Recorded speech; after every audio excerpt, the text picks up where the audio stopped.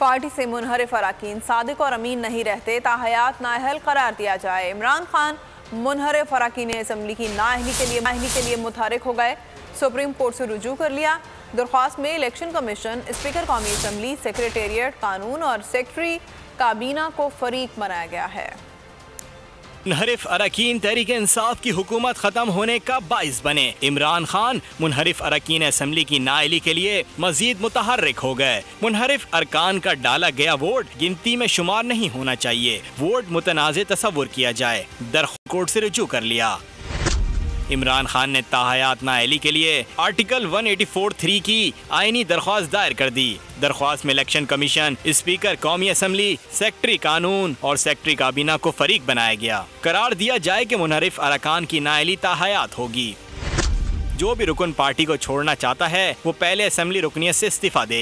Party से मुनहरिफ होने वाले अरकान सादिक और अमीन नहीं रहते। बाबर ऐवान की जानिब से दरख्वास्त में मौक़िफ़ अपनाया गया कि वोट गिनती में शुमार नहीं, मुतनाज़ तसव्वुर किया जाए।